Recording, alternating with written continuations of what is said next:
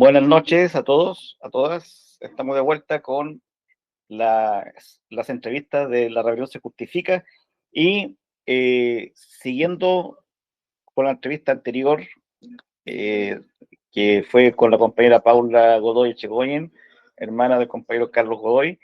eh, Vamos a continuar esa entrevista con un compañero que conoció a Carlos, un compañero de militancia de Carlos Godoy Echegoyen, que se llama Jorge Soto, y digamos para indagar y conocer más eh, la faceta militante activa de compañero Carlos. Pero para eso también es necesario conocer la trayectoria, la experiencia política de compañero Jorge.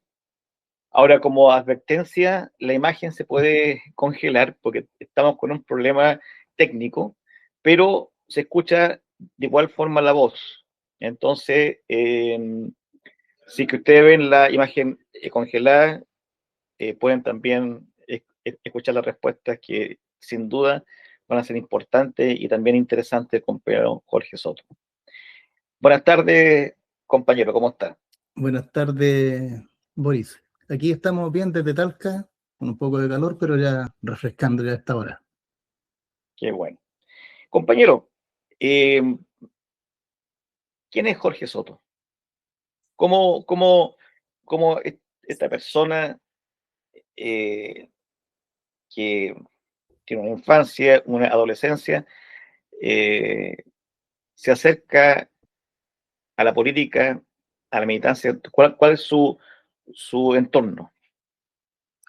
Mira, yo siempre he sido talquino, soy hijo de Carlos y Gloria y de una familia numerosa, soy el último de 7 hermanos y bueno, siempre fue una familia bien aclanada y mi padre siempre fue un allendista, nunca militó en un partido, pero él siempre fue allendista, siempre votó por Allende.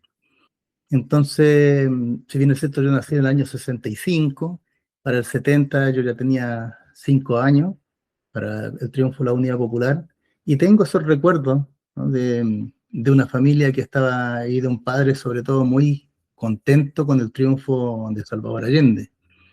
Y ese periodo también marcó a mis hermanos mayores, ¿no es cierto?, que también ingresaron a militar en los partidos de la Unidad Popular.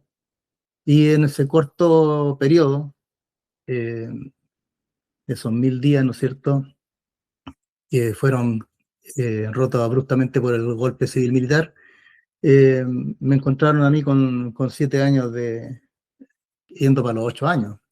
Y por lo tanto, eso marcó mi vida, eh, mi infancia, ¿no es cierto?, porque rápidamente vi un quiebre desde una felicidad que había en la familia, en el barrio, a un momento de plena oscuridad después, ¿no? A la prohibición de salir a jugar, de no juntarse en las esquinas y todas esas cosas que desde muy niño para mí fueron haciendo reflexión, más con lo que se conversaba en la casa, porque era una familia muy conversadora alrededor del brasero, ¿no es cierto? Y había una vida familiar con mucha historia, con eh, recobrar la memoria también de nuestros padres que siempre nos transmitían cómo ellos habían vivido antes.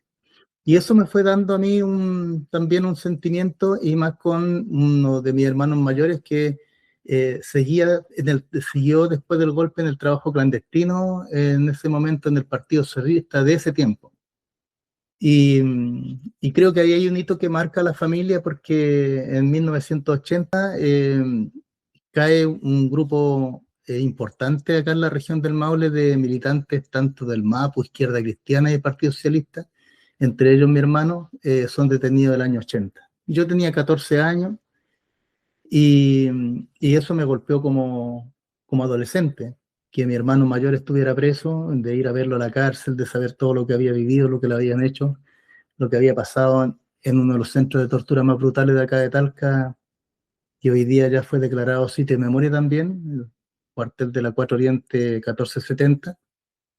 Y, y eso obviamente marcó mi adolescencia. Ya tenía una infancia, ¿no es cierto?, donde había hecho como mi quiebre, ¿no es cierto?, con un antes y un después, y la adolescencia en el momento en que uno se torna más crítico, ¿no es cierto?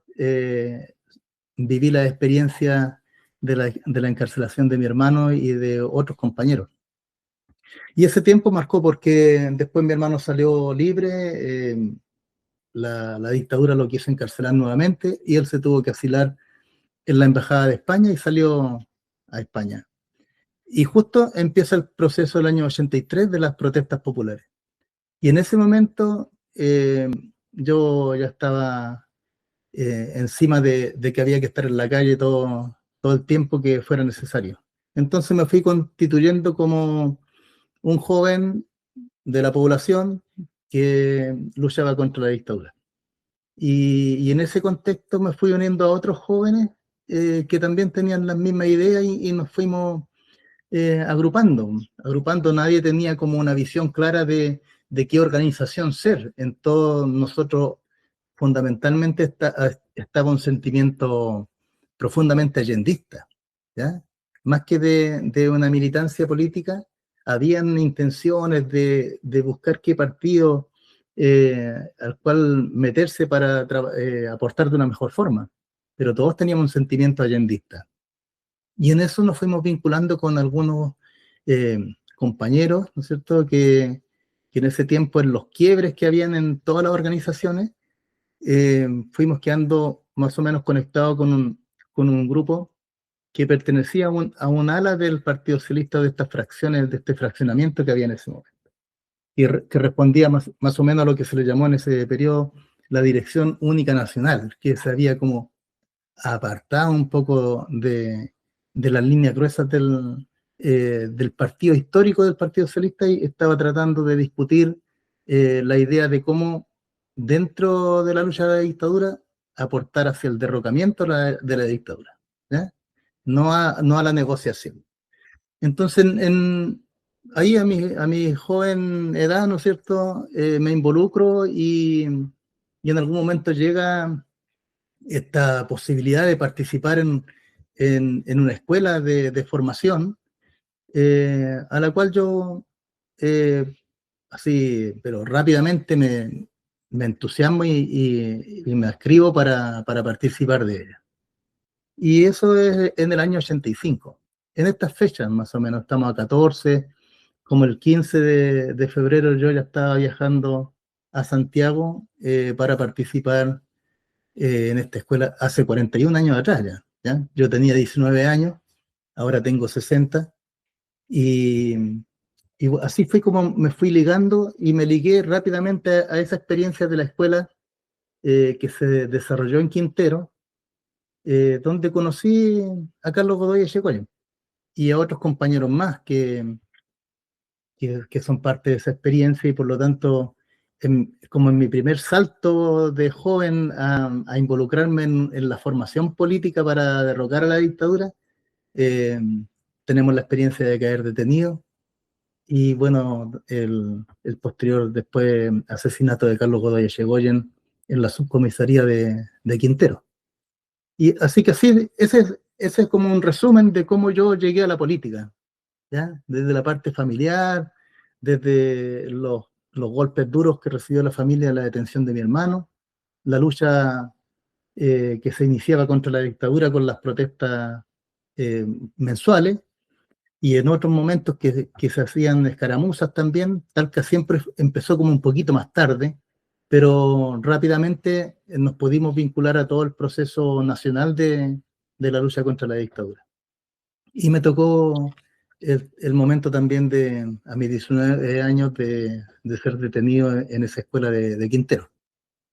Claro, cuando tú hablas al principio de la elección de Allende, ¿cierto? Y la felicidad que supo con el pueblo, claro, uno con tantas cosas que hace en el día, que sigue con tantas cuestiones políticas que aparecen día a día en la prensa, uno no tiene tiempo para pensar, pero si uno calcula que, como dicen los ciúticos, Chile tiene como 200 años o más de vida republicana, ¿ya?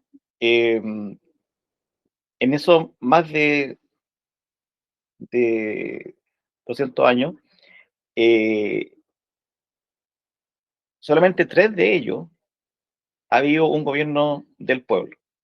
El Exactamente. resto han sido gobiernos de la burguesía, ¿cierto? De la oligarquía, sí. Con expresiones diferentes, el Frente Popular, qué sé yo, la DC, la derecha, pero son, en el fondo, gobiernos burgueses. Y, y claro, al ser esos 3 años un gobierno con un contenido popular, ¿cierto? Que los excluidos de siempre se ven reflejados ahí, ¿cierto? Claro, sin duda, la felicidad está a flor de piel. Sí, no, yo me acuerdo perfectamente, incluso el día 28 de febrero de 1972, Allende vino a Talca. Y en ese momento me acuerdo que todas las familias salimos al sector que además estaba como a 3 cuadras de mi casa donde se montó un escenario. Y yo siempre recuerdo eso, la felicidad de mi mamá, de mi padre, de sentirse que estaban con un presidente que era el compañero presidente y que era el gobierno de los más pobres. Eso yo no lo he vuelto a sentir en otro momento. Claro, En mi vida, en mi experiencia de vida, no he vuelto a sentir esa felicidad y esa alegría de la gente que siente que tiene adelante quien está hablando, el presidente que tiene no solamente una convicción política también, sino que tiene una conexión emocional con esa persona. Eso yo no lo he vuelto a sentir. claro. Ahora, eh, yo creo que el triunfo de Allende y las protestas que empiezan el año 83 adquieren un sentido totalmente diferente si se hace en Santiago o en Talca. Claro, Porque yo entiendo que en Talca la derecha es bastante retrógrada, conservadora y fascista, eh, por, por todo el entorno campestre, latifundio, qué sé yo. ¿Cómo se vivió el triunfo de Allende en Talca y cómo se vivió también, me refiero de parte de la derecha, eh, las protestas iniciales, ¿cierto?, en contra de la dictadura? claro, si uno revisa un poquito la historia, yo estaba bastante pequeño en ese tiempo, pero si uno revisa un poquito la historia, eh, Talca en esos años y esta región tenía como, había como un alza en la votación por los partidos populares. ¿Ya? ¿Ya? Si uno revisa, aquí salían diputados Guillermo Muñoz, Eres Naque, que eran del Partido Socialista, ¿no es cierto? Habían regidores en ese tiempo y alcaldes que eran de la izquierda. Y claro, cuando el golpe se vuelve a fortalecer el sistema de la hacienda, ¿no? Porque nuestra región del Maule, que tiene 33 comunas, de las cuales 5 de ellas son verdaderamente así como urbanas, las demás son todas rurales, la mayoría son rurales. ¿Ya? Y se vuelve a potenciar el tema del patronaje. Aquí efectivamente en las zonas de Linares, Parral, ¿cierto? Que son las zonas más golpeadas por la dictadura, porque ahí había un movimiento campesino revolucionario fuerte, y por eso que en la región del Maule, donde existen más detenidos desaparecidos, por ejemplo, en la comuna de Parral, ¿ya? Que está más al sur de Talca, pero que también está al lado de la colonia Dignidad. Claro, Y eso genera ahí un golpe, porque hoy día tenemos 30 detenidos, 33 detenidos desaparecidos solamente en Parral, cuando en la región del Maule la cantidad de detenidos desaparecidos son 70, o sea, más del el 50% de detenidos desaparecidos está solamente en Parral. Y otros tanto en Linares, ¿no es cierto? Ahí está el caso de Anselmo Cancino, que era presidente y dirigente del movimiento campesino revolucionario, que hasta el día de hoy también está detenido desaparecido. Entonces, ahí, por eso se explica no así tanto en Curicó ni en Talca. En Talca hay más presos políticos y más ejecutados que detenidos desaparecidos, por ejemplo. Pero en los campos es donde ocurre una gran represión. claro, lo más probable es que expresiones como como Patria y Libertad, el comando Rolando Matus, ¿cierto? Todas esas expresiones más fascistoides, ya más con rasgos fascistas públicos, digamos, eh, hayan sido fuertes en su momento ya. Sí, tuvieron porque tenían apoyo de grandes latifundistas de acá. No hay que olvidar que dirigentes políticos del momento eran latifundistas de acá, como Onofre Jarpa, por ejemplo, presidente del Partido Nacional, y que por lo tanto alimentaban todo eso. Y alimentaron a todos estos grupos. Bueno, ustedes saben que Patria y Libertad, Roberto Time, falsificó un accidente en avioneta para irse a instalar a la Colonia Dignidad, se dio como por muerto, se fue a instalar a la Colonia Dignidad y ahí empezaron también con un proceso de formación de gente para derribar el gobierno de la Unidad Popular. Entonces, y todo, la derecha dura de la región del Maule estuvo en esa experiencia. Claro, Mandada siempre y alimentada, ¿cierto?, por el patronaje de acá de la zona. claro, Hoy día, efectivamente, hoy día en la actualidad, hoy día electoralmente, porque hay que diferenciar, ¿no es cierto? Electoralmente, esta región está más marcada por el voto hacia la derecha, ¿ya? Pero bueno, es producto también del trabajo que la derecha ha ido haciendo en el tiempo y por el mal trabajo que ha hecho la izquierda y el abandono de los territorios, de mi punto de vista, ¿no? claro.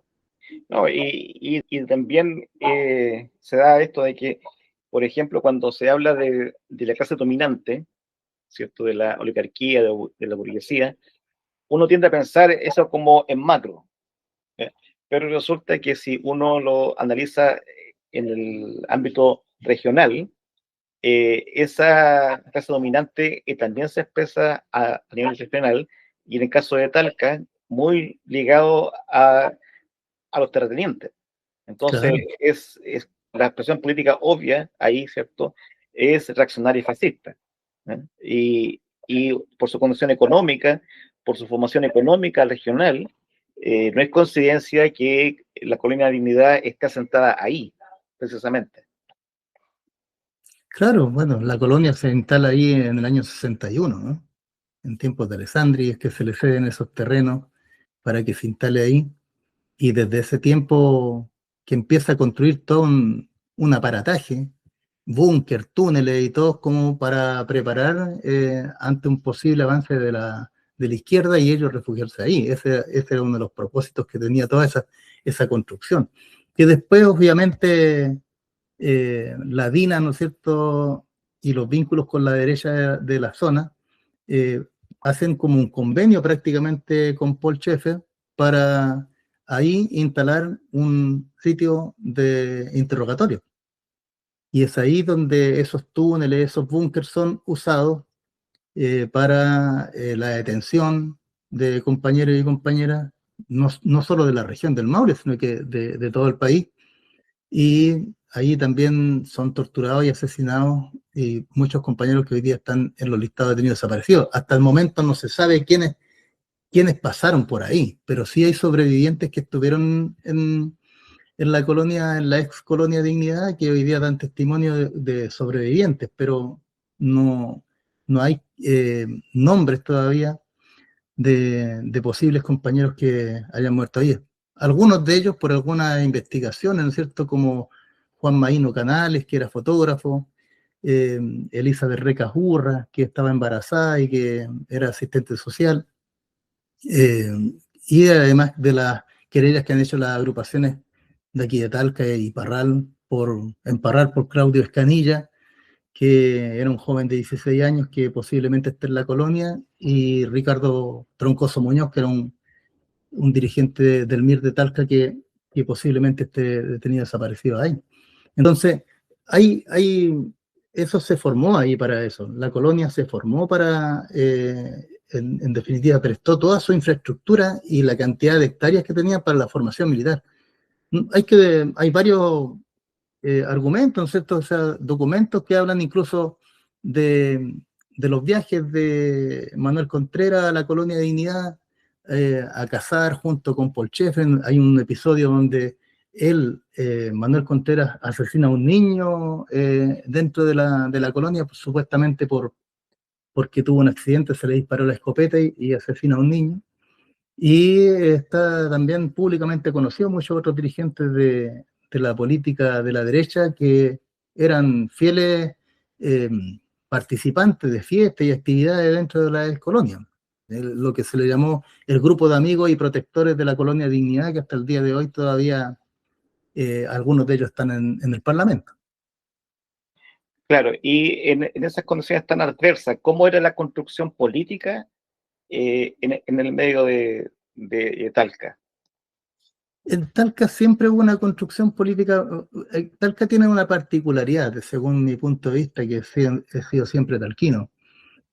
Aquí hay una rearticulación de los partidos y de sus organizaciones militantes y estructuras también clandestinas a partir del año 80, ¿ya? Porque aquí las direcciones regionales fueron muy golpeadas y a partir del año 80, después de los golpes de estas detenciones masivas del año 80, hay un proceso de rearticulación que se alimenta con el momento de las protestas nacionales. El momento de las protestas nacionales que empiezan el 11 de marzo de 1983, el 11 de mayo, dan la partida a una rearticulación un poco más masiva del trabajo político, social y estudiantil en la comuna de Talca. Entonces, es como más tardío, pero a la vez también, cuando se inicia, avanza rápidamente en un proceso de construcción de estructura. Aquí también se forman el Movimiento Democrático Popular, que se había formado en Santiago, ¿no es cierto?, en agosto de 1983, y aquí también se logra formar a fines del 83 el Movimiento Democrático Popular, y en el año 84 se empiezan a formar los MDP de base. Y en los sectores poblacionales empieza a funcionar esta suerte de alianza estratégica de la izquierda, que se agrupa y toma decisiones para la defensa de los barrios en la lucha contra la dictadura y principalmente a parar la represión en ciertos focos de la entrada a los barrios. Eso es como, ahí hay una gran cantidad de juventud combatiente en ese periodo, ¿ya? Hombres y mujeres muy jóvenes, que la mayoría de ellos, muchos estudiantes y también trabajadores de lo que era en ese año el PEM y el POG, ¿ya? Los planes del empleo mínimo. Y hay mucha juventud popular que asume ese trabajo, y por lo tanto los partidos tradicionales empiezan a aglutinar a estos jóvenes que están ávidos de luchar y de complementar su lucha contra la dictadura con involucrarse en un partido político, que era en ese tiempo, era como lo lógico, ¿no? Como que la gente quería militar, como que había una intención de que mis inquietudes yo las podía canalizar a través de un partido para lograr los propósitos de mi clase, ¿no es cierto? De mis iguales, del poblador, de la pobladora, del trabajador. Cosa que hoy día se ha perdido, ¿no? Yo me acuerdo que en Talca también los movimientos más ligados a la lucha armada, como el Frente Patriótico y otros, también tuvieron construcción orgánica en Talca. Sí, efectivamente, el, el frente empieza a construirse acá en Talca a fines del año 84, a mediados del 83, ¿no es cierto? Pero, y se empieza a ver una expresión ya justo en el momento del quiebre de esta decisión, ¿no es cierto?, de que el Partido Comunista también en algún momento toma la decisión de bajarlo a la intención de la lucha armada. En Talca, Linares, ¿no es cierto?, Curicó, se mantiene fuerte como ya lo que se le llamó el sentimiento de la cultura rodriguista, ¿no es cierto? Entonces, acá, y eso se explica por lo que yo te estaba comentando recién, que esta juventud que sin partidos, que se mete a la lucha el año 83, logra una madurez política para meterse a una organización política justo en los momentos más álgidos de los quiebres de la organización, y por lo tanto la mayoría de ellos tiene una experiencia política pasada entran a organizaciones a forzar, ¿no es cierto?, y a complementar el tema de la idea, en el caso del Frente Patriótico, del rodriguismo. Había efectivamente el Frente Patriótico se forma con una gran base de militantes del Partido Comunista y de la Juventud Comunista, pero llega un momento en que también se aglutina y se suman a él muchos jóvenes que no tienen un pasado político y que su primera experiencia política es ser frentista. Y eso va determinando en que mucha gente el Frente logra aquí en esta región, que era una región denominada estratégica también en ese tiempo para el Frente, que tenga bastantes cuadros que incluso siguen la lucha después de la transición. Ahora, ¿cómo influye en ti toda esta reconstrucción de la izquierda en Talca y especialmente la construcción de los movimientos armados en Talca? Sí, yo la seguí porque hay que entender de que yo caigo preso el año 85 junto a Carlos y yo paso 2 años en la cárcel de Valparaíso, entre el 85 y el 87. Entonces, a través de las visitas que yo tenía en Valparaíso, sigo un poco este tema de cómo se rearticulaba la lucha en Talca, ¿ya? Eso no me tocó la suerte de vivir ese proceso, ¿cierto? Sino que de informarme de ese proceso a través de las visitas que yo tenía de amigos, compañeros y familiares que me visitaban en Valparaíso. Pero siempre se entendió como un proceso bastante... había mucha emoción en eso, ¿no? En ser parte de organizaciones que se planteaban el derrocamiento de la dictadura y que se planteaban la lucha armada para avanzar hacia una revolución popular. ¿Mm? Y yo seguí eso desde mi condición de preso político. ¿Mm? No fui parte de ese proceso. Ahora, ¿cuándo conoces tú a Carlos Godoy? A Carlos Godoy yo lo conozco a mediados de febrero de 1985 en Quintero. Yo cuando llego a Quintero, llegamos en un bus, ahí varios compañeros que no nos conocíamos, pero nos habíamos ubicado en un punto importante de Santiago. Viajamos a Quintero y cuando llegamos en la noche a Quintero, Carlos es que está ahí en el terminal de buses de Quintero, nos está esperando para recibir. Y ahí lo conozco yo, porque él es el que nos guía todo hacia la casa donde nos íbamos a alojar para participar de esta escuela de formación. Y obviamente yo lo conozco por otro nombre, ¿no es cierto? Lo conozco por el compañero Rafael.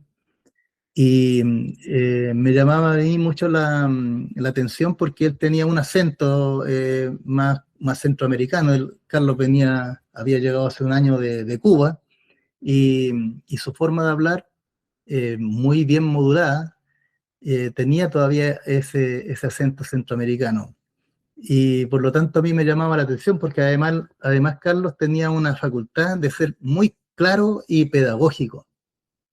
Yo siempre recuerdo que yo lo escuchaba con atención porque me gustaba la forma como él hablaba y entendía claramente lo que él estaba planteando, sin necesidad de tomar apuntes, nada de esas cosas. Y además que era un cabro joven, pero se veía un poco mayor. Él tenía como así como una imagen de alguien que era un poco mayor. Cuando caímos presos y cuando supe la edad de él, me llamó la atención porque yo pensé que él tenía unos 28 años, no pensé que tenía 23 años. Pero él era una persona muy clara, eh, con mucho conocimiento práctico de lo que impartía. Y hay un momento que yo siempre lo rescato porque es un momento del día 19 de febrero en la noche, en que en el antejardín de la casa hay una conversación y Carlos está en esa conversación. Y y yo me sumo a esa conversación porque escuché que Carlos estaba hablando sobre como proyectando un futuro, como proyectando qué es lo que él personalmente quería hacer. Y esa fue, yo creo que fue una de las conversaciones donde yo más conocí a Carlos, ¿cierto? Porque yo a Carlos lo conocí en Quintero, lo conocí como alguien que impartía algunos talleres, pero en esa conversación es cuando yo más creo haber conocido las intenciones que Carlos tenía. Y Carlos venía con una decisión muy, muy profunda, muy humana, pero muy clara de la lucha que se venía.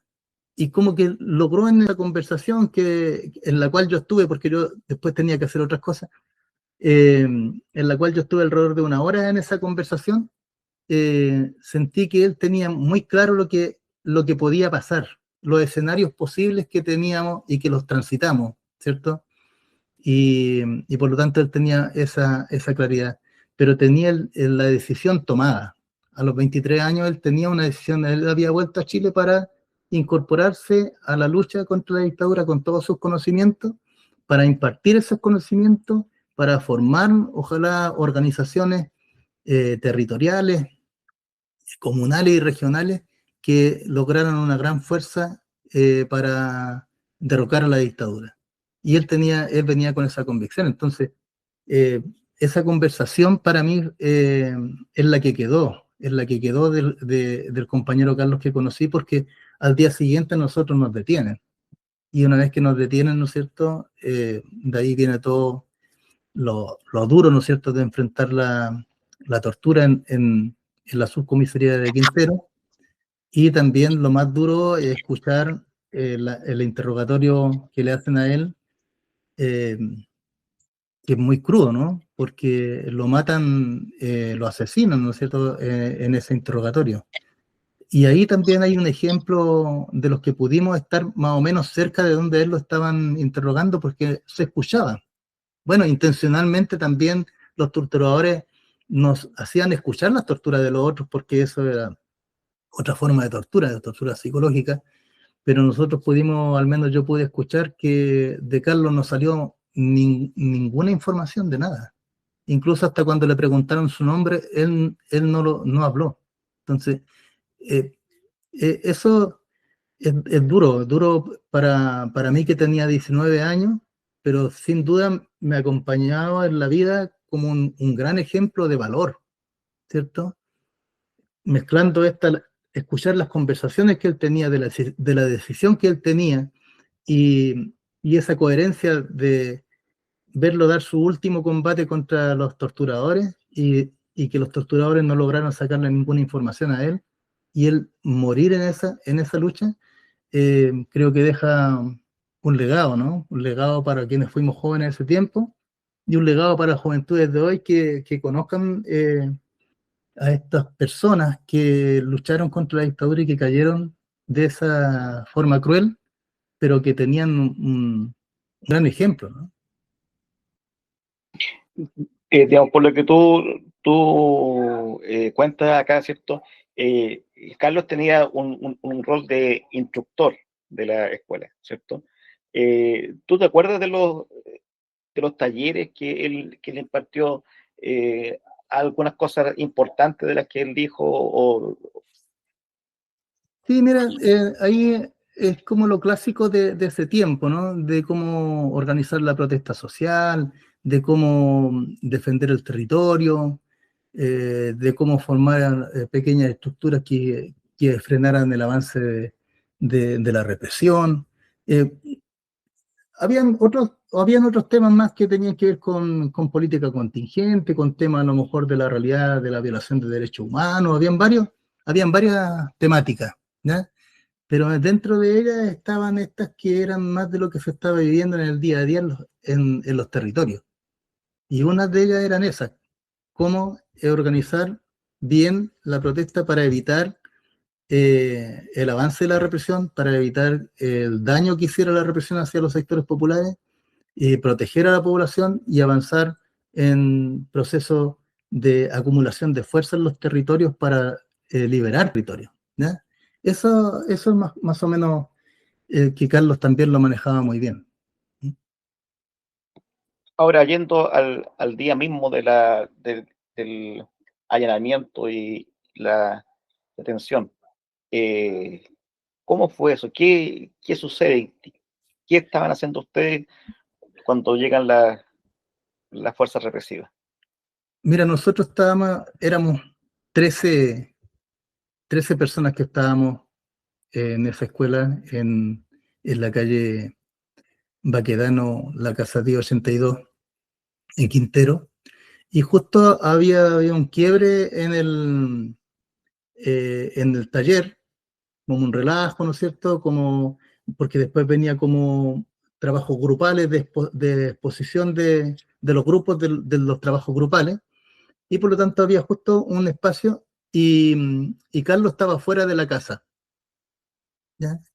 En ese momento eh, pasan dos helicópteros por sobre nuestra casa a muy baja altura, lo que nos llamó la atención y miramos por la ventana y vimos que los dos helicópteros volvían nuevamente hacia la casa y ahí empezamos a ver vehículos que empiezan a rodear la casa y en ese momento se toma la decisión eh, de guardar todo lo que teníamos a nuestro alcance y de prepararnos para lo que venía.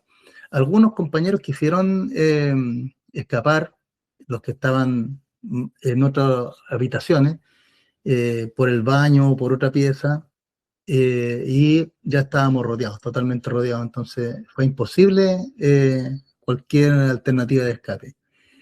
En ese momento ahí son eh, carabineros uniformados y civiles quienes nos detienen. Yo soy uno de los primeros que salgo de la casa y ya tenían a Carlos Godoy en el suelo maniatado, ¿ya? Y nos suben, a mí me suben a un carro policial junto con dos compañeros más y con Carlos Godoy. Y por lo tanto, así, eh, eh, sin amarre, sin nada, dentro de ese furgón, pudimos conversar y conocernos un poco y prepararnos para lo que venía. Llegamos a la comisaría de Quintero como en tres vehículos que nos llevan a los 13 y nos meten a todos en una gran celda que había. Y pasan un par de horas, esto es como a las 9 de la noche. Cerca de las 11 de la noche nos empiezan a llamar porque decían que nosotros éramos sospechosos de un robo que había ocurrido muy cerca de la casa donde estábamos, y como que los que revisaron la casa no encontraron nada y nos dicen como que nos van a entregar los carnés porque al parecer vamos a quedar en libertad.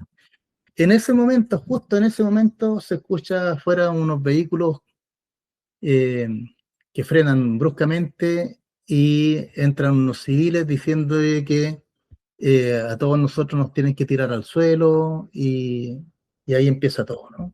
Ahí ya viene la parte dura donde a todos nos, nos quitan la ropa, nos ponen vendas en la cara, nos amarran las manos. En el caso mío me amarran las manos a la espalda con un mismo cinturón que yo tenía y me ponen de venda uno scotch primero en los ojos y me venden la vista con la misma camisa que yo portaba. Entonces quedo desnudo de dorso y me quitan los zapatos, todo eso. Y nos hacen tirarnos al suelo. Y ahí ya empiezan las amenazas, los civiles empiezan a decir que nosotros que ellos encontraron una sorpresa con nosotros y que ahora viene la parte dura. Y ahí empiezan a sacar de a uno por uno a interrogatorio, ¿ya? Yo creo que yo soy como el tercero que me llevan en la noche del mismo día 20 y me someten a un interrogatorio más o menos de unos 40 minutos, una hora más o menos, y de ahí me tiran en un calabozo. Y así, a todos nos uno escucha los gritos, las amenazas, nos prohibían hablar, cada cierto tiempo se metía un agente al calabozo donde yo estaba, me daba unas patadas, ¿no es cierto?, pateaba a otro. Y en la mañana en la madrugada del 21 de febrero, cerca de las 5 de la mañana, yo creo por lo helado que estaba, nos sacan a todos y nos suben arriba de distintos vehículos y nos amenazan de que nos van a matar, ¿ya? Y en el transcurso hay una serie de amenazas de que nos van a fusilar y todo eso, y nosotros sentíamos que íbamos por una carretera, de repente se escuchaba el mar, todo eso, y a temprana hora de la mañana llegamos a un recinto que era un recinto policial. Por debajo de la venta yo podía ver los bototos de carabineros, o sea, escuchaban algunos perros también, todo eso, y nos llevan a un recinto donde dicen que no, que ahí nos van a matar. Y en ese recinto estuvimos toda la mañana del 21. En ese momento a mí también me sientan en el suelo en una sala y quedo al lado de Carlos Godoy. No nos podíamos tocar con los codos y nos podíamos hablar un poco bajito. Y cada vez que alguien hablaba, venían las patadas y todo eso. En ese momento a mí también me sacan a un interrogatorio a otra sala, me dejan un rato colgado en una sala y después me devuelven.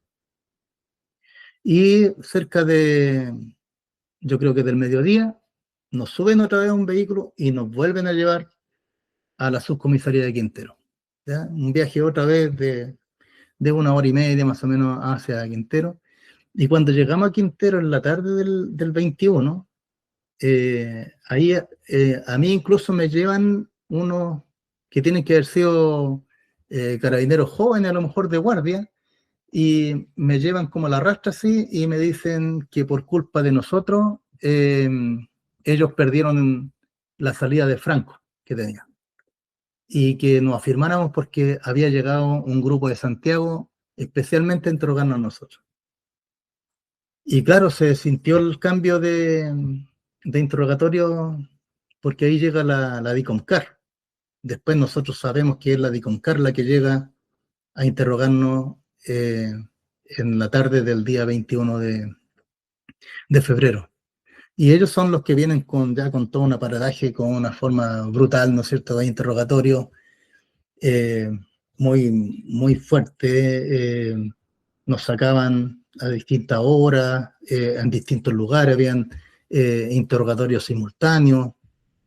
Y bueno, sí pasa toda la tarde, ¿no? Toda la tarde con compañeros que caen alrededor, al lado de nosotros, así con espasmos, ¿no es cierto? Después de las torturas, principalmente con electricidad. Me acuerdo estaba yo en un salón en una celda donde tiran a Juanoces, que le habían dado una tortura un interrogatorio bastante largo, y llega así con espasmos en el cuerpo por la crudeza de la interrogatorio. Y ahí es cuando en algún momento Carlos estaba en otro calabozo y en la noche en algún momento a mí me sacan, me interrogan alrededor de 1 hora más o menos, me tiran, llega un médico ahí a revisarme, alguien que le decían el doctor, le piden a un doctor que me revise, me revisa y él dice que me tienen que dejar descansar un rato y me dejan tirado en un pasillo. Y ahí escucho yo cuando piden que les traigan a Carlos Godoy. Y, y ahí también tenían otra vez a Juan Ose, lo tenían en otra parte, y se escuchaban los interrogatorios simultáneos. Y después quedan solos con Carlos. Ahí eso fue largo, porque a Carlos lo asesinan alrededor de las 2:30 de la madrugada del 22 de febrero. Y eso fue ahí terrible, porque todos nosotros para siempre quedamos con con escuchar ese interrogatorio largo y principalmente con el último aliento de Carlos, ¿no? Con el último grito de dolor, que es un grito que como que llena el espacio y como que se rompe por un silencio. Y ahí queda un silencio para todos, ¿no es cierto?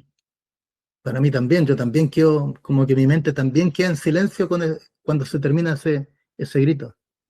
Y ese silencio es roto por carreras,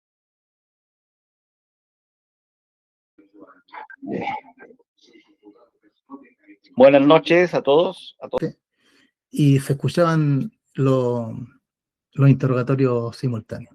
Y después quedan solos con Carlos. Ahí eso fue largo, porque a Carlos lo asesinan alrededor de las 2:30 de la madrugada del 22 de febrero. Y eso fue ahí terrible, porque todos nosotros para siempre quedamos con con escuchar ese interrogatorio largo, y principalmente con el último aliento de Carlos, ¿no? Con el último grito de dolor, que es un grito que como que llena el espacio y como que se rompe por un silencio.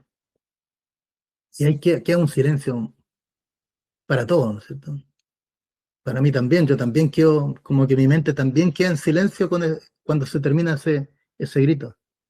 Y ese silencio es roto por carreras, por algunos que dicen, no, parece que lo matamos, llamen organicen los autos, y se escuchan unos autos salir violentamente de la subcomisaría, y a mí me recogen, me ponen en una celda en la que yo estaba junto a otros compañeros, y después de esa celda me llevan a la celda donde estaban todos los otros demás compañeros que estaban en la celda de Carlos.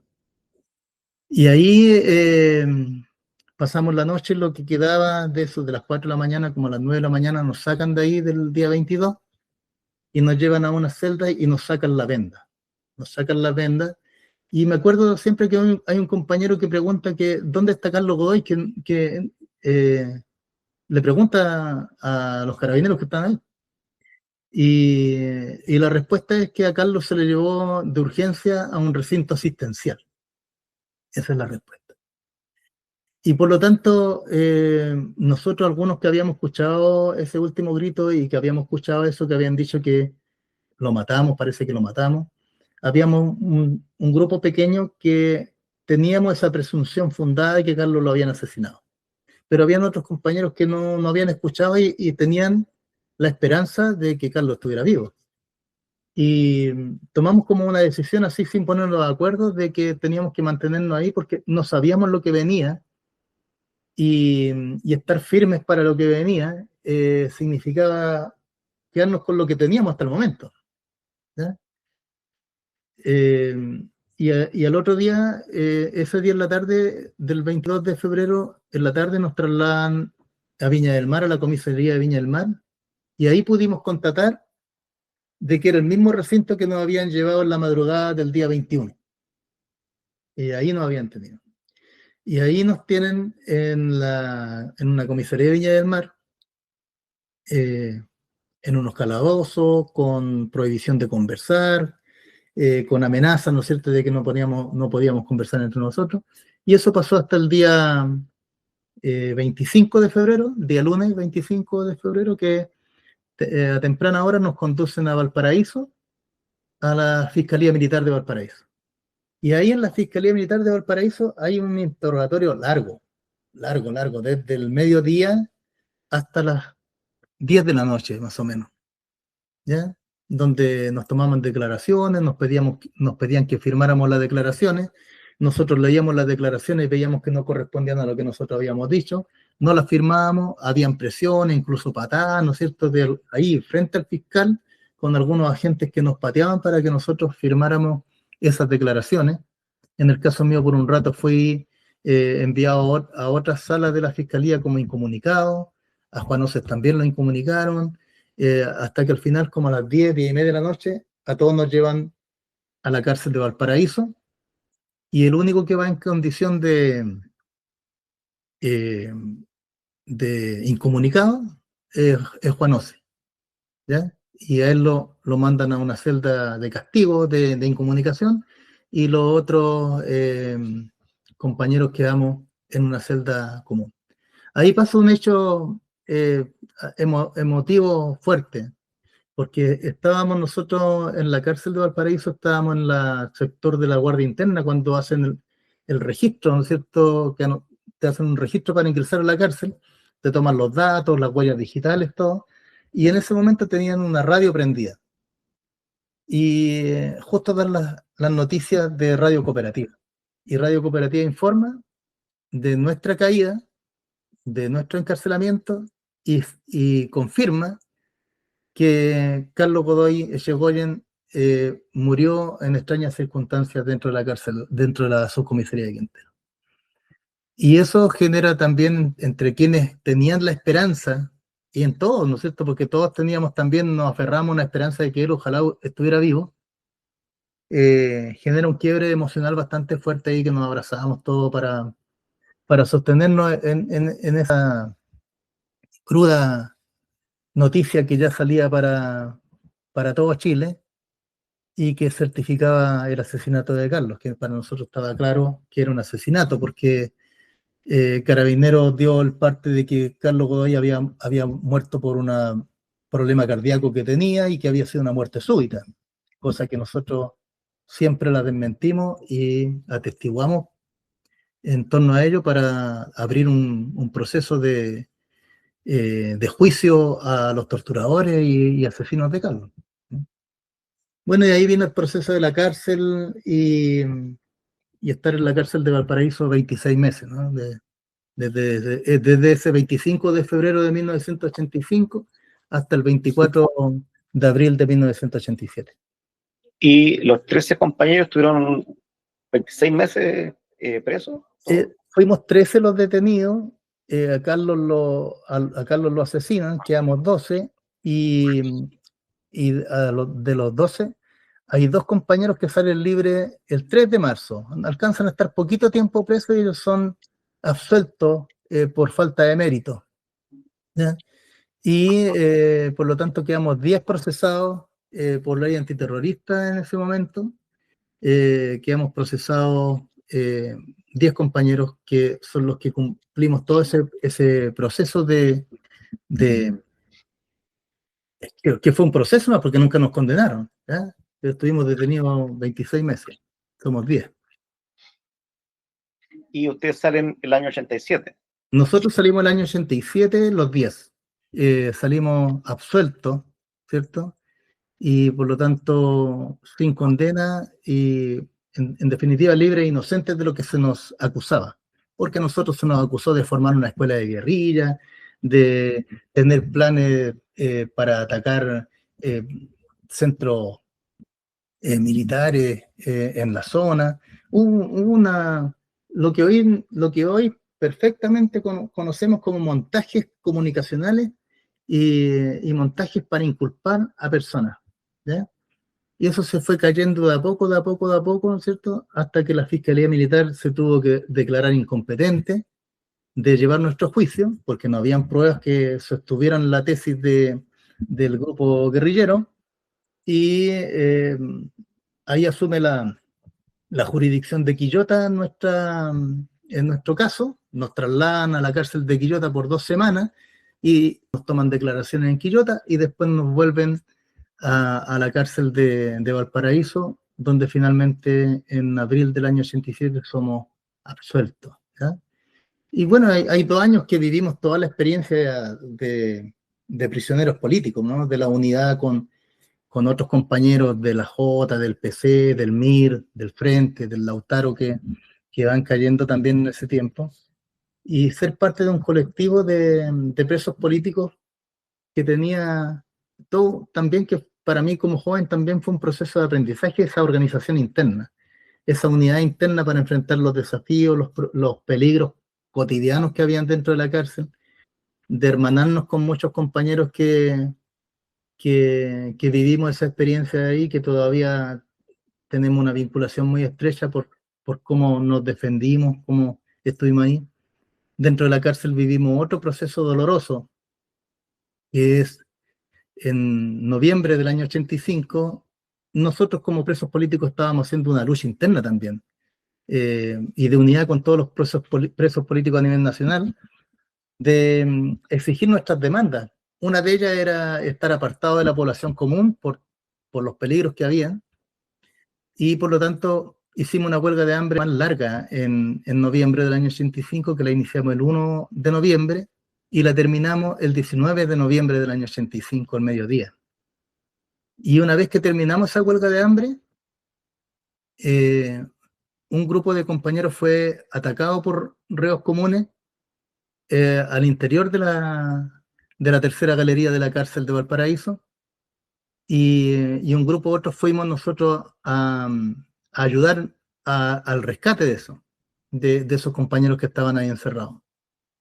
Y ahí se provoca una pelea en que nosotros enfrentamos con nuestras manos, con algunos palos que teníamos, a reos que tenían cuchillos, estoques, sable y todo eso. Y fue un duro momento ahí porque éramos pocos. En ese tiempo en la cárcel de Valparaíso habíamos alrededor de 44 presos políticos, pero en ese hecho, porque era una hora de que la mayoría andaba en la cancha, paseando, otros trabajando en su celda, en la artesanía, y los que supimos de lo que había ocurrido fuimos pocos. Entonces acudimos a rescatar a los compañeros, alrededor de 8 compañeros. Y por lo tanto, fuimos alrededor de 12 los que estuvimos involucrados en esa defensa y peleas con los reos comunes, que termina con el asesinato del joven de la Juventud Comunista, Gonzalo Muñoz Aravena, de 19 años, de una estocada en el pecho. Entonces, yo era amigo de Gonzalo, los dos teníamos 19 años, estábamos en un proceso de estudio, nos juntábamos a estudiar, y nos habíamos hecho bien amigos, y acudimos en la defensa de otro compañero que había sido asaltado, y Gonzalo también acudió a ellos a defendernos, y en esa pelea cae herido de muerte. A mí me toca asistirlo en algún momento en el puente de la tercera galería, y, y él se estaba desangrando y se aferró firme a mis manos, y yo le pedí a otro compañero, Juan, que lo tomara porque yo no me lo podía. Entonces Juan lo toma en brazos y me pide que yo le cubra la espalda, a otro compañero que vaya adelante abriendo camino, porque Gendarmería no, hasta el momento no había hecho nada. Estaba observando todo lo que ocurría, pero no había hecho nada. Y cuando nosotros vamos con Gonzalo, y Juan lo lleva en brazos, ensangrentado, ahí recién llegan los antimotines a parar toda la pelea que había y a encerrarnos. Y bueno, Gonzalo lo llevan al hospital y fallece en el camino. Entonces, eh, a los 19 años, para mis 19 años, fue un año 85 muy duro, ¿no? Caer detenidos, que nos asesinaran a Carlos, que era uno de los talleristas de la escuela, y, y que después también dentro de la cárcel nos asesinan a otro joven de 19 años, y que estábamos en un proceso de construir una amistad también bonita, de compromiso. Fue duro. Y ahí viene un proceso más duro todavía porque a nosotros nos aíslan. Gendarmería toma la decisión y nosotros también accedemos a la necesidad de estar en un espacio distinto, porque nosotros ya conocíamos la cárcel, porque en la cárcel eh, ese hecho iba a generar venganza tras venganza, pelea tras pelea, y la situación iba a ser insoportable dentro, y a nosotros nos aíslan, pero siempre bajo amenaza de... Hay algunos reos que hacen solidaridad con nosotros. Los reos estaban agrupados en clubes deportivos, y hay un club deportivo que nos manda una carta de que ellos están en solidaridad con nosotros, y que ellos también van a buscar a quién fue el asesino de Gonzalo. Y esas cosas ocurren dentro de la cárcel. Pasamos un buen tiempo aislados, y, y que teníamos para salir a la visita, Gendarmería no facilitaba las cosas porque nos hacía pasar por toda la población común a la hora que estaban todos los presos en los pasillos. Entonces, fue duro ese Ahora, tiempo, duro. Dime. disculpe. Ahora, volviendo un poquito al, al grupo inicial de los 13. Eh, ¿cómo, ¿Cómo se mantiene este núcleo en la cárcel en relación a el recuerdo de Carlos Godoy, tanto en el presidio político como después que quedan libres el año 87? Porque el recuerdo de Carlos tiene un peso. Sí, por supuesto. Porque lo conocieron, estuvieron ahí, estuvieron, digamos, digamos, presos con él. ¿Cómo encaja todo esto por un lado, mantener vivo el recuerdo y, digamos, por otro, continuar la pelea? Porque Sí, ustedes salen el año 87, al año siguiente viene el plebiscito, y ya en el año 87 era muy distinto el contexto político, ya se está transando todo, se está negociando todo, y esa transaca queda mucho más claro al año siguiente con la campaña de El sí y el no y todo eso. sí. ¿Eh? Claro. Bueno, ahí nosotros constituimos un grupo bastante férreo. Los 10 que quedamos encarcelados y que nos juntamos con otros presos políticos de otras organizaciones, pero nosotros como los de Quintero nos afiatamos. Constituimos un cuerpo sólido entre nosotros y uno de esos como sentimientos de esa moral combativa que había que tener en ese tiempo era justamente la imagen de Carlos, ¿ya? Yo en ese tiempo la he perdido en el tiempo, pero tenía más habilidades para el dibujo, y dibujo un rostro de Carlos bastante grande, y uno de los primeros actos que hacemos dentro de la cárcel es un homenaje a Carlos Godoy. Y yo dibujo en una cartulina el rostro de Carlos, y hacemos un homenaje. Después lo dibujé en distintas celdas donde nosotros vivíamos 6 o 7 en cada celda, entonces yo dibujé en la muralla, escribí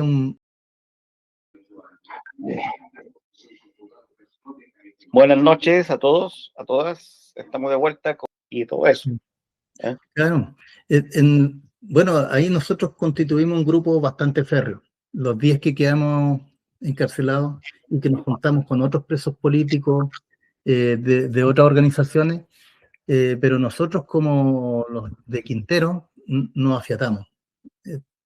Constituimos un cuerpo sólido entre nosotros, y uno de esos como sentimientos de esa moral combativa que había que tener en ese tiempo era justamente la imagen de Carlos, ¿ya? Yo en ese tiempo la he perdido en el tiempo, pero tenía más habilidades para el dibujo, y dibujo un rostro de Carlos bastante grande, y uno de los primeros actos que hacemos dentro de la cárcel es un homenaje a Carlos Godoy. Y yo dibujo en una cartulina el rostro de Carlos y hacemos un homenaje. Después lo dibujé en distintas celdas donde nosotros vivíamos 6 o 7 en cada celda, entonces yo dibujé en la muralla, transcribí un poema que hizo mi madre a Carlos Godoy, y lo escribí en la muralla y en otras celdas, y bueno, era mantenernos siempre con la presencia de Carlos, ¿no? Una cosa era cómo lo habíamos conocido, el ejemplo que nos dio él en su último combate, y lo otro también era tenerlo ahí como imagen que nos acompañaba, y hacer homenaje a él dentro de la cárcel, y también consolidar una organización política, porque nosotros empezamos a consolidar una organización política que nos sumamos al trabajo que había en el exterior de formar un nuevo partido, ¿no es cierto?, que fuera allendista, y nos ascribimos a la formación del Partido Socialista Salvador Allende, y de ahí, desde el interior de la cárcel, empezamos a actuar como grupo militante también, ¿no? Y tener esa posición desde una mirada distinta dentro de la diversidad de miradas que habían, de las tendencias políticas que habían dentro, pero sí a fortalecer el movimiento democrático popular, a fortalecer la tesis del derrocamiento de la dictadura y no la negociación con la dictadura, y, también transformamos la cárcel en una escuela en ese sentido, ¿no? En fortalecer esa opción que era no renunciar y no claudicar ante las negociaciones y ante la duda que había en ciertas organizaciones políticas, y nosotros afianzar el camino que creíamos que era el correcto de la lucha frontal contra la dictadura. ¿Ya? Entonces, cuando salimos en abril del año 87, ya había otra configuración, ¿no? Se le había hecho la emboscada al tirano el año 86, el Partido Comunista había definido el año 86 como el año decisivo, y como, según el análisis, que yo respeto el análisis que ellos hicieron, pero teníamos una posición distinta, ellos deciden que el año decisivo no ocurrió y por lo tanto ellos entran en el proceso de ya una negociación hacia la transición, ¿ya? Aunque las juventudes comunistas no estaban en ese proceso de negociación. Pero sí ya se configuraba eso, el Partido Comunista se retiraba del Movimiento Democrático Popular, nosotros seguíamos con el MIR y el Frente en el Movimiento Democrático Popular, entendiendo que era un esfuerzo que llevaba años para construir una unidad estratégica y que eso no había que abandonarlo, pero ya entramos en un escenario distinto del año 87, donde había ya una diferencia clara de quienes estaban por un camino y quienes estaban abandonando ese camino y estaban entrando en proceso de negociación, especialmente el Partido Socialista Almeida, ¿no es cierto?, que ya está definiendo otra alianza y están avanzando hacia someterse a la Constitución que fijaba el plazo del 5 de octubre del año 88 como un plebiscito, ¿ya? Entonces ya entran en el camino institucional y nosotros no, nosotros tratamos de mantenernos un buen tiempo fuera de ese camino. Nosotros tampoco nos inscribimos en el proceso electoral para el 5 de octubre, fuimos de los que llamamos a la no inscripción, a mantener la lucha, ¿no es cierto? Y empezamos a configurar otras alianzas también que tenían que ver con todos los sectores que estaban por derrocar a la dictadura. Sí, pero eso, yo me acuerdo del PS allendista, y la cara más visible del PS allendista fue Jaime Durán Oportus, claro, que era como el vocero, el máximo dirigente. Y también me acuerdo que el PS allendista conformó el año 88 el Movimiento Pueblo Intransigente, que fuimos está parte, compuesto por el PC Comandante, el Frente Patriótico, el MIR, el Lautaro, sí, y me parece que también el COSOR, la Coordinadora Socialista Revolucionaria. claro. No fuimos los que lo iniciamos, sino que fuimos parte de esa formación de lo que se le llamó el Movimiento Pueblo Intransigente, el MPI, y eso también duró hasta el año 89, ¿ya? Claro. Porque habían esfuerzo tras esfuerzo y había un quiebre.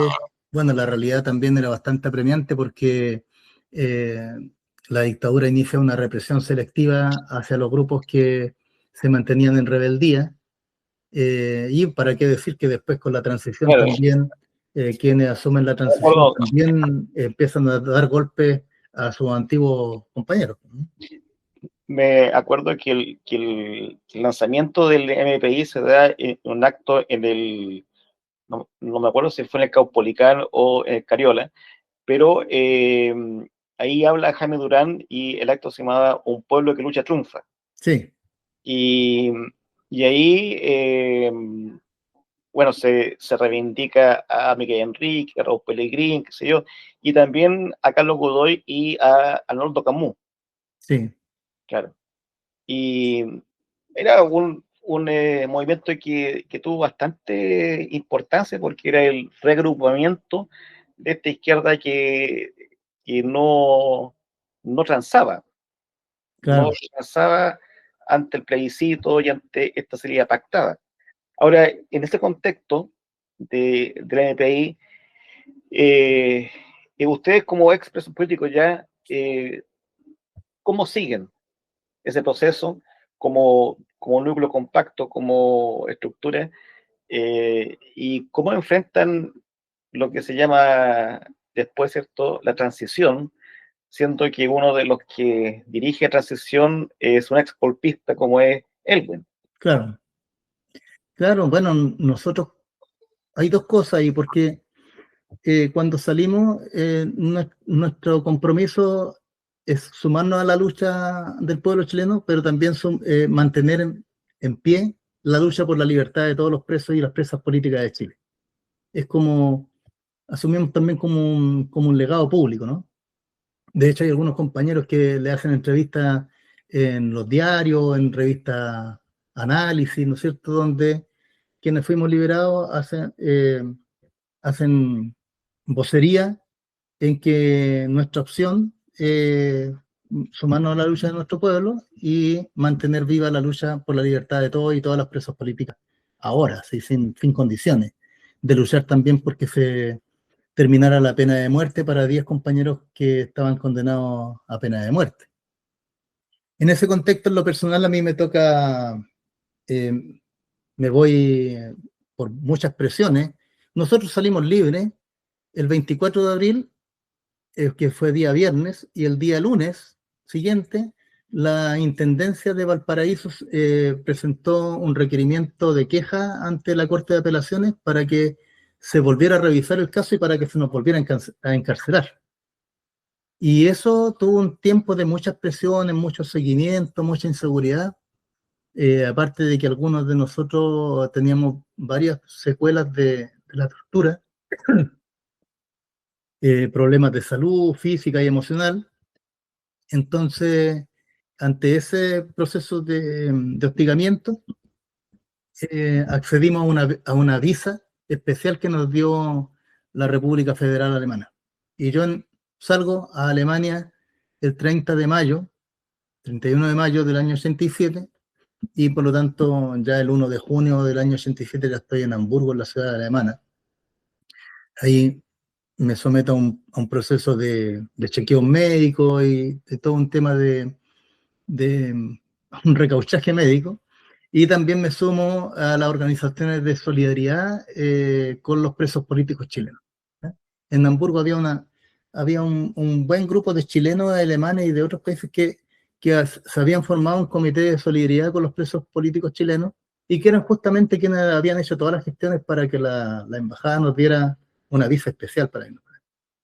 Pero también me sumo como militante del allendismo a las alianzas que habían también en el exterior para todo lo que se estaba haciendo acá adentro. Y yo vuelvo al año 89. Vuelvo el año 89, justo cuando se había formado el MPI. ¿Ya? Y por lo tanto, también nosotros como grupo, cada uno se fue a sus zonas, a sus lugares de residencia. Habían algunos compañeros que eran de Santiago, otros de Viña del Mar, otros de Villa Alemana, de los Andes. Yo era de Talca con otro compañero. Por lo tanto, nosotros como grupo ahí volvimos a nuestras zonas a hacer el trabajo en nuestros territorios. En ese tiempo no había teléfono, no había celular, no había nada, por lo tanto no nos manteníamos en comunicación con los compañeros que habíamos estado en la cárcel.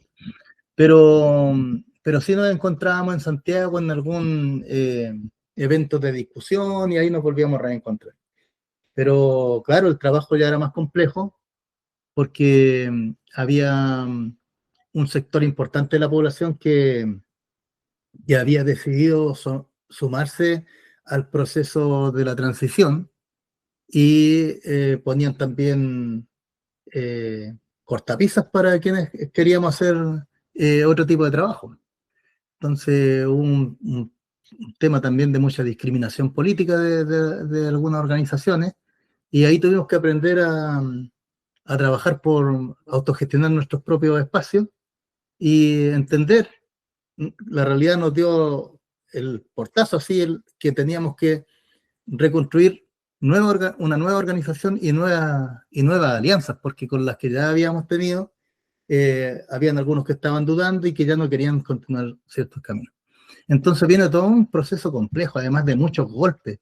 O sea, acá en la región, en Los Queñes, ¿no es cierto?, el Frente había lanzado la Guerra Patriótica Nacional en distintos lugares, y uno de ellos importante en Los Queñes, donde asesinan a Raúl y a Cecilia Magni, y por lo tanto el Frente Patriótico también recibe un golpe brutal.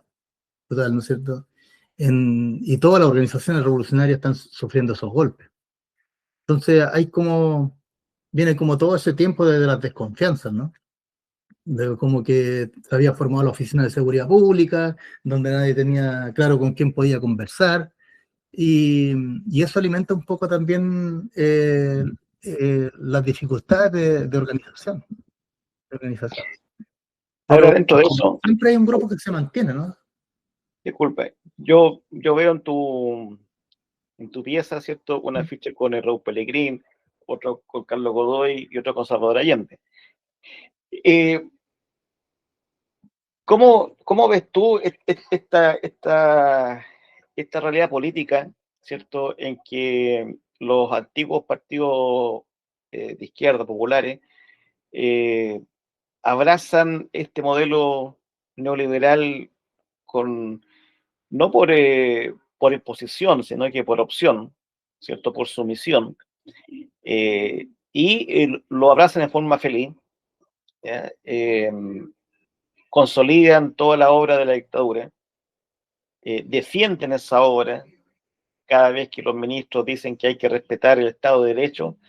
Lo que están diciendo es que hay que respetar las leyes y la Constitución y el sistema que impuso Pinochet. Claro. Ese Estado de Derecho es el que llaman a respetar. ¿Qué les pasa a ustedes cuando, por ejemplo, ven y se escucha a la ex candidata Jara, ¿cierto? Definirse como socialdemócrata, y, y, y digamos, y a Boric, ¿cierto? Hablar que Cuba es una dictadura, en fin, asumiendo el discurso de la derecha. Y la segunda pregunta que te quería hacer antes de terminar es, con todo esto que hemos conversado y con la pregunta anterior, eh, ¿existe alguna necesidad de construir un instrumento revolucionario? Mira, ante la primera pregunta, estamos en un contexto mundial complejo, ¿no? Donde se acaba el consenso posterior a la Guerra Mundial, se acaba ese consenso de las Naciones Unidas, de una Carta Universal de Derechos Humanos, que hoy día es violada en Palestina, en Venezuela, ¿no es cierto?, por esta invasión o este secuestro del presidente constitucional de Venezuela. El imperio está con una posición de hostigamiento a todos los países y quiere volver a retomar eso de la doctrina, ¿no es cierto?, Monroe, de que América Latina es el patio trasero de Estados Unidos, cosa que los pueblos libres nunca vamos a aceptar y siempre vamos a combatir, ¿no es cierto?, porque nosotros no somos el patio trasero de nadie, y que acá en Chile se vayan dando esos procesos en ese contexto de renuncia, de abandono de posiciones, de acomodo político también, eh, porque claro, uno ve dirigentes políticos que ya venían con tibieza, ¿cierto? Sean candidatos presidenciales o presidentes de la República, ya venían con tibiezas cada vez desde una retórica. No hay que olvidarse que cuando Boric asume la presidencia usa palabras de Allende, ¿no? Hay como una retórica eh, de rescatar frases, la fraseología de los buenos discursos de Allende, pero en la práctica no hay ninguna coherencia con la construcción de un proceso popular, ¿ya? Entonces, es como la frase para salir bien hacia un mundo que había votado por él también. En el caso de Janet Jara, claro, ella hace tiempo venía con posiciones cada vez más hablando sobre los temas de Cuba, Venezuela, hasta que al final termina ella diciendo de que son dictaduras, ¿eh? Entonces, en este tiempo han habido abandonos y han habido también traiciones a procesos, ¿no? Entonces, estamos en un tiempo muy, muy complejo, porque siempre, y no porque lo haya dicho Allende, ¿no?, de que la historia no se detiene y los procesos sociales continúan. Estamos en un proceso, hay varios procesos. Uno, la revuelta, la insurrección popular del año 2019 marcó un hito importante. Marcó un hito de que la transición no se había resuelto, de que todo lo que está, lo que los gobiernos de la transición y socialdemócratas que fueron sucediendo, que en definitiva apuntaban en sus programas a que esas desigualdades las iban a terminar, nunca las terminaron y el pueblo terminó saliendo a las calles con una postura bastante fuerte. Yo creo que a mí me impresionó que ni en tiempos de dictadura, al menos acá en Talca, había visto movilizaciones persistentes, diarias, cotidianas, que se sostuvieron por 2 meses, de un pueblo en la calle, tomándose las calles. Entonces, en estas vueltas así uno ve, dice, aquí hay un proceso pendiente, que el proceso pendiente es de mayor dignidad, de mayor justicia social, de mayor igualdad, ¿ya? En Chile no se ha logrado todavía, sigue pendiente lo que se luchó contra la dictadura. La negociación pactada con los militares, que en definitiva dejó un manto de impunidad y de intocable a ciertas personas civiles y militares que todavía siguen libres, mantuvo una situación de impunidad y de presión y de temor en ciertas clases políticas que no quisieron avanzar más allá y someterse a la administración del modelo neoliberal y en algunos casos perfeccionarlo.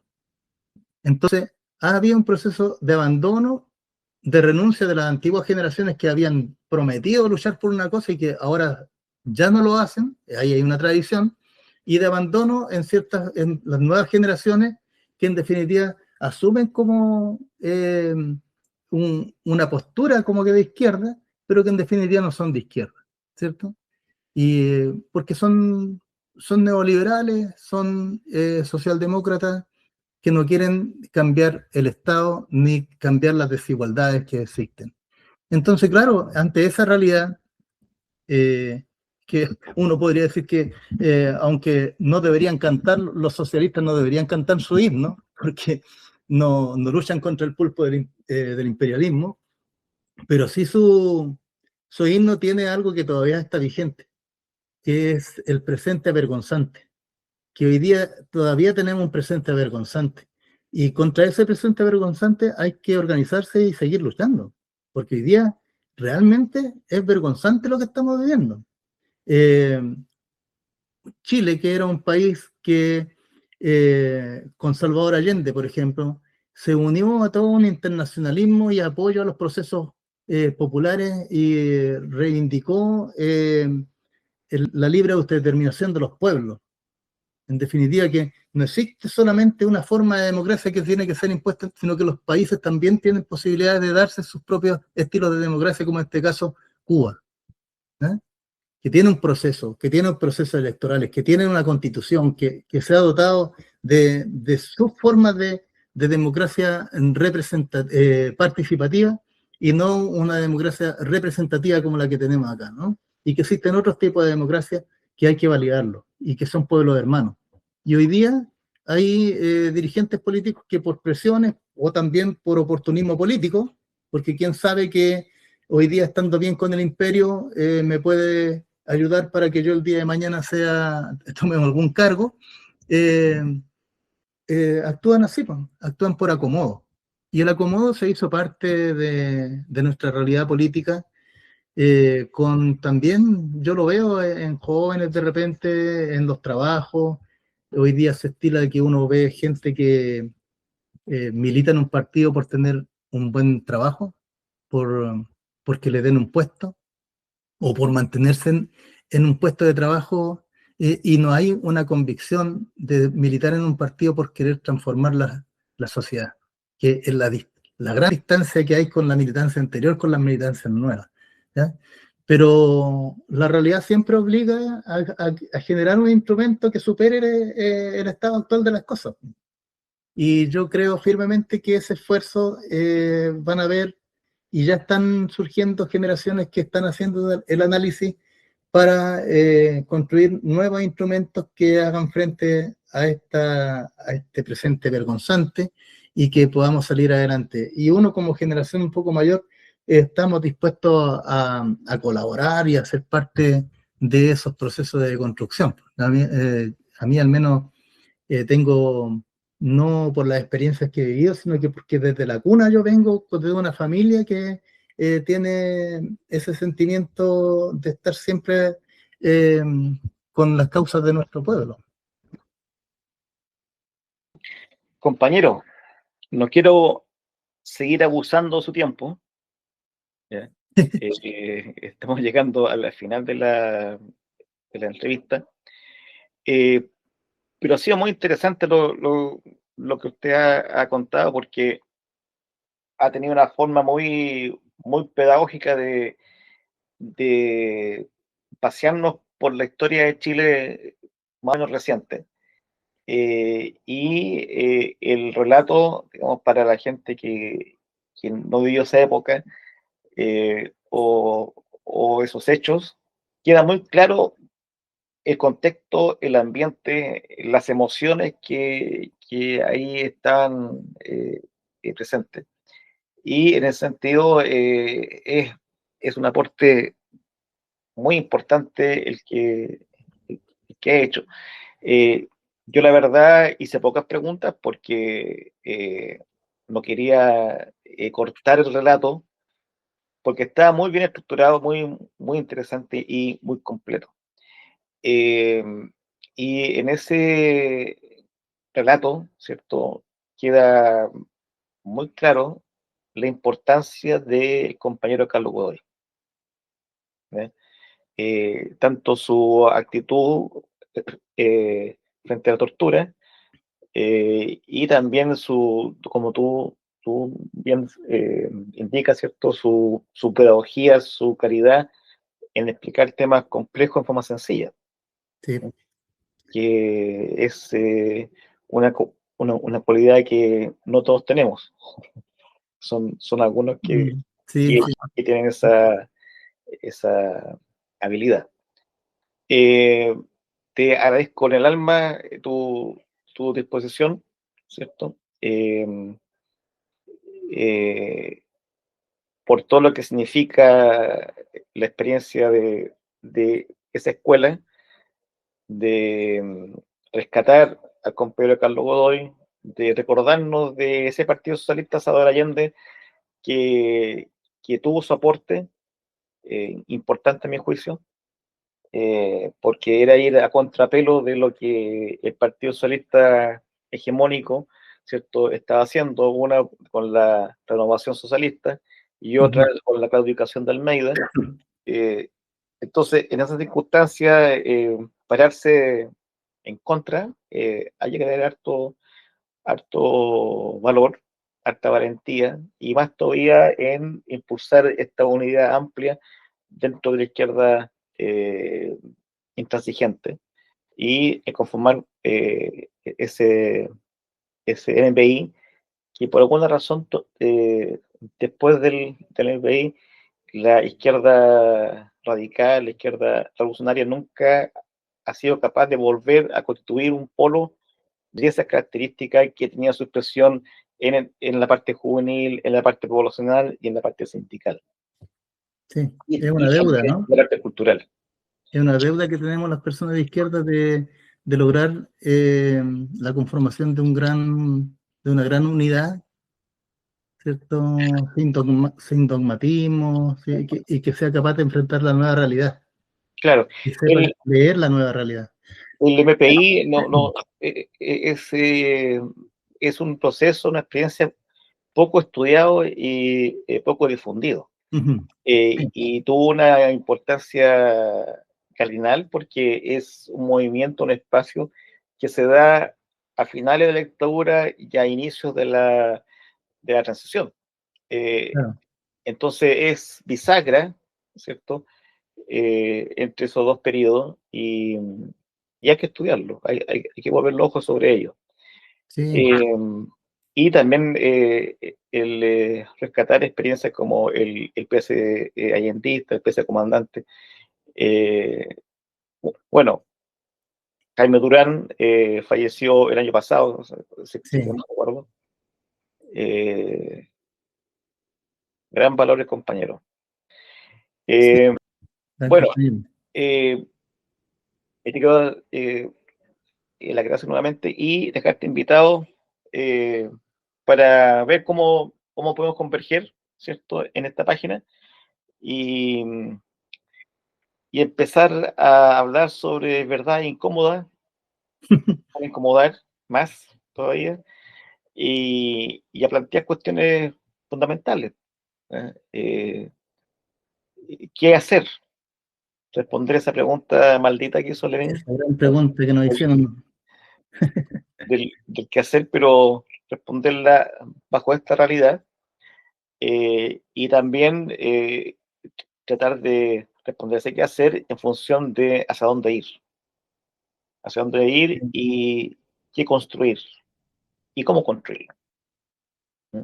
Sí, hay harto camino por delante. ¿Ya? Sí. Yo te agradezco la invitación. eh, Agradezco también que hayas entrevistado a Paula en este contexto de los 41 años del asesinato de Carlos Godoy, que se cumplirá este 22 de febrero.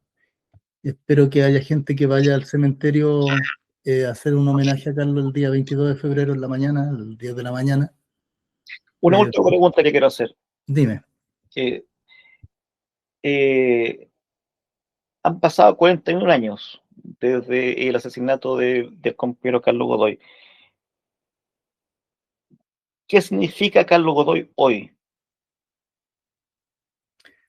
Mira, para mí, yo tengo una respuesta particular porque yo estuve ahí, lo conocí, tuve el honor de conocerlo. Eh, para mí, para mí es un gran ejemplo para los jóvenes de todos los tiempos. ¿Ya?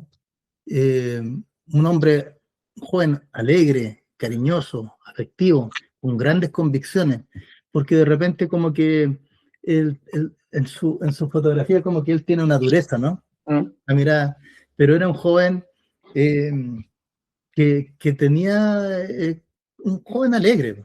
Carlos, yo lo conocí también como un joven alegre, entusiasta, muy eh, apasionado por lo que él sabía y que quería entregar. ¿Ya? Él quería entregar, no fue alguien egoísta, era alguien que quería, porque entendía de que lo que él sabía era muy importante para el momento que se estaba enfrentando. Y eso él sabía que tenía que compartirlo, no para ser él el líder de eso, sino que para que se, eh, hubieran nuevos líderes que tomaran ese conocimiento. ¿Ya? Entonces, para mí tiene esa importancia. Creo que Carlos es un ejemplo de joven combatiente, un ejemplo de valor, un, un ejemplo de coraje, de alguien que enfrenta a sus enemigos, ¿no es cierto? Y no les permite, tú sabes que el torturador es vencido cuando no recibe la información. Y en eso, aunque sea duro decirlo, Carlos venció a sus interrogadores. ¿Sí? Y venció a ese segmento de la dictadura que lo reprimió y que nos reprimió a nosotros. Entonces Carlos es un vencedor también en esa lucha que queda en nuestra historia. Pues. Carlos debe ser alguien que sea rescatado y que nosotros hemos hecho los esfuerzos como personas que estuvimos con él al rescate de la memoria de él. Pues se ha escrito un libro caminante, ¿no es cierto?, con algunas experiencias donde muchos escribimos nuestras experiencias de conocer a Carlos. Hay otros compañeros que también han hecho algunos escritos con respecto a la experiencia de Carlos en Cuba, su formación militar, ¿no es cierto?, y esas cosas. Entonces, cuando se hablaba del militante integral, del militante político integral que tenía conocimiento de todas las áreas y que además las podía entregar y pedagógicamente, Carlos cumple con todas esas condiciones. A su corta vida, ¿cierto? Él era una promesa de valor, era alguien que, que habría sido un gran aporte para la lucha y a lo mejor para la toma de decisiones de aquellos que estaban renunciando. porque su firmeza era clara en los contenidos y en cómo enfrentar a la dictadura y cómo enfrentar el mundo popular, cómo organizar el mundo popular. Eso él lo tenía muy claro, porque no olvidaba de que él venía de ese mundo popular. ¿Ya? Entonces, para mí, Carlos, es muy completo porque siempre lo hemos querido.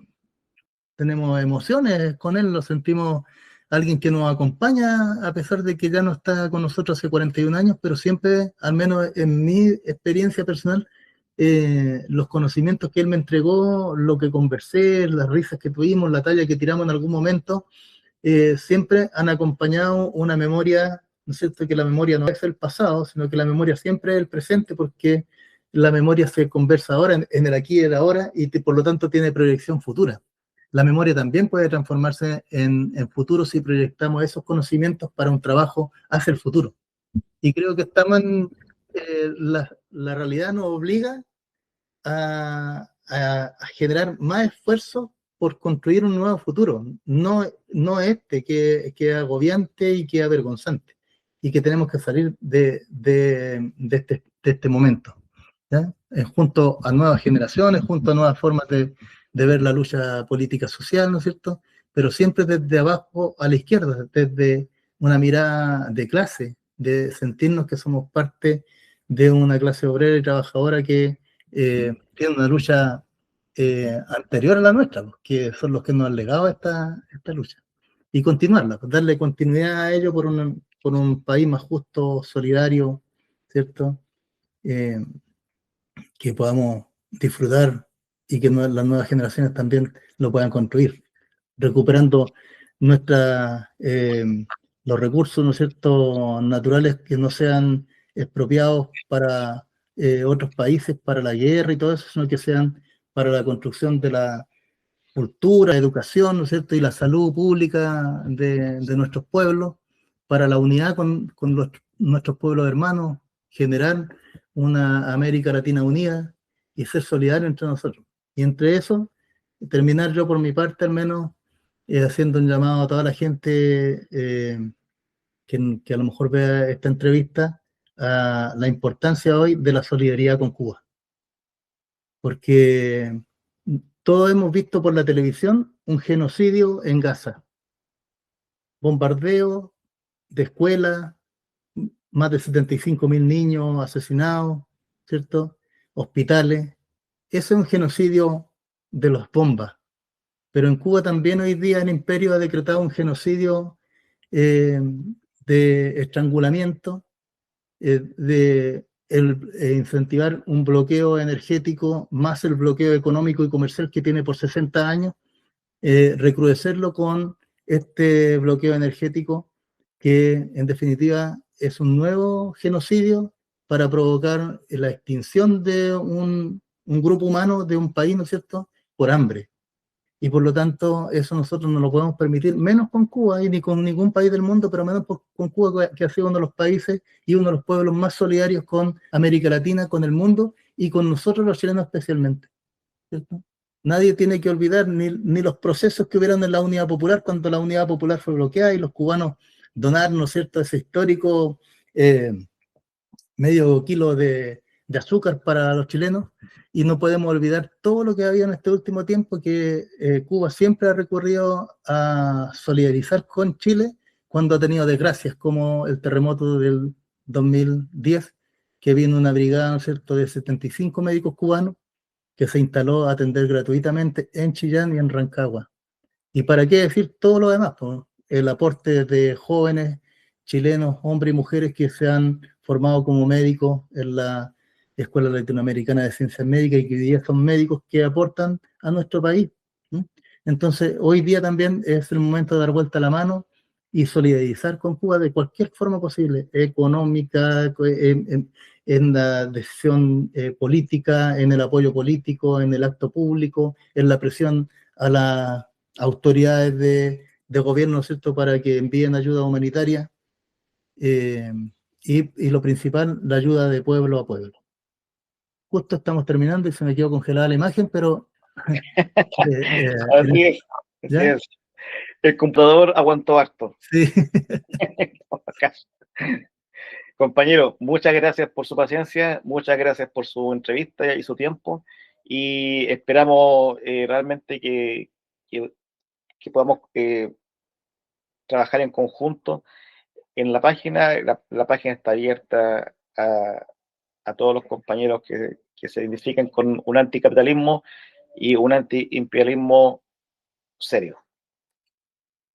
Así Bien, que, pues, compañero. Muchas muchas gracias, gracias. muchas gracias. Buenas noches. Buenas noches.